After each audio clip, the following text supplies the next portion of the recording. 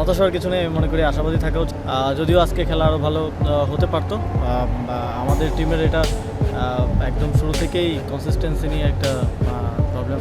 সাকলাইন রিপন বাদে সবার বেতনবদ্ধ, ফাইনাল হারায় একই সিদ্ধান্ত নিল Asif Mahmud. Asia cup rising স্টার্সের ফাইনাল, নাটকীয়তা, উত্তেজনা, টান টান সাসপেন্স, সব কিছু শেষেও আবারও স্বপ্নভঙ্গ বাংলাদেশের। রোববার দোহার ওয়েস্ট ইন্ডি পার্ক স্টেডিয়ামে বাংলাদেশ পাকিস্তান ফাইনাল যেন ছিল এক রুদ্ধশ্বাস থ্রিলার। টসে জিতে প্রথমে বোলিং নেয় বাংলাদেশ। ব্যাটিংয়ে নামতেই পাকিস্তান শাহিনসদের ওপর ঝড় তোলেন রিপন মণ্ডল ও রাকিবুল হাসান।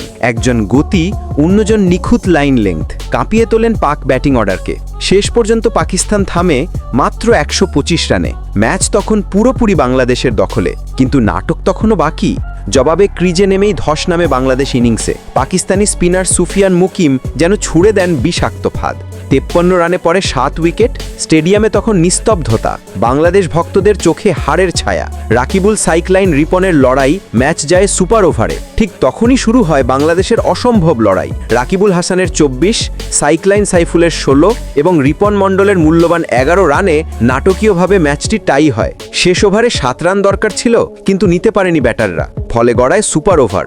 সুপার ওভারে ভেঙে যায় বাংলাদেশের স্বপ্ন। সুপার ওভারে ব্যাটিং ব্যর্থতা ভোগায় বাংলাদেশকে। পাকিস্তান শাহিনসরা সুযোগ কাজে লাগিয়ে জিতে নেয় শিরোপা, আর মাঠে হতাশায় ভেঙে পড়েন লাল সবুজের তরুণরা।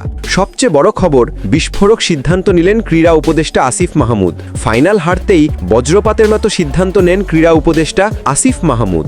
বাংলাদেশ দলের পারফরমেন্সে ক্ষুব্ধ তিনি।